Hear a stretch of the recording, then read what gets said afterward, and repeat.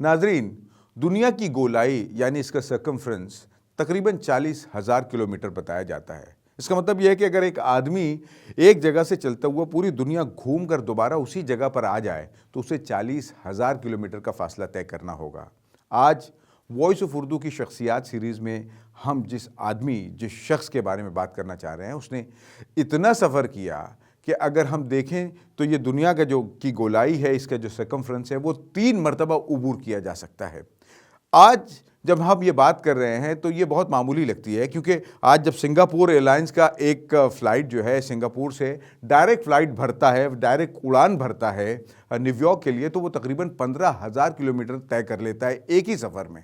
لیکن ہم جس شخصیت کے بارے میں بات کر رہے ہیں اس نے آج کل نہیں بلکہ آج سے 700 سال پہلے جب سفر یا تو پیدل یا پھر جانور کی پیٹھ پہ یا پھر سمندروں کی لہروں کے بھروسے کیا جاتا تھا، اس وقت 1,20,000 کلومیٹر کا فاصلہ طے کیا۔ جی ہاں، ہماری مراد ہے ابن بطوطہ، جن کے بارے میں کہا جاتا ہے کہ انہوں نے زندگی بھر ایک راستے سے دوبارہ سفر نہیں کیا۔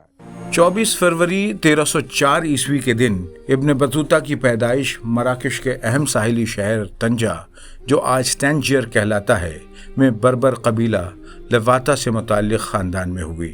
اس خاندان کا مقام و مرتبہ یہ تھا کہ اس کے کئی افراد مرینی حکومت میں قاضی القضاء یعنی چیف جسٹس جیسے اہم عہدوں پر فائز تھے۔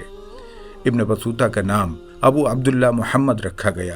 تعلیم یافتہ خاندان میں جنم لینے کی وجہ سے ابن بطوطہ کو بچپن ہی سے قرآن، حدیث اور اسلامی قوانین کی تعلیم حاصل کرنے کا موقع مل گیا۔ لیکن ابن بطوطہ کی طبیعت میں زندگی کو پڑھنے کے علاوہ اسے قریب سے دیکھنے کا جنون تھا، اور اسی جنون نے انہیں سفر حج پر آمادہ کیا۔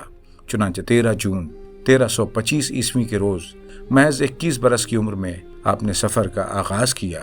اس وقت یقیناً آپ کو یہ اندازہ نہیں رہا ہوگا کہ وہ ایک ایسے سفر پر نکل رہے ہیں جس پر عقل انسانی ہمیشہ حیران رہے گی۔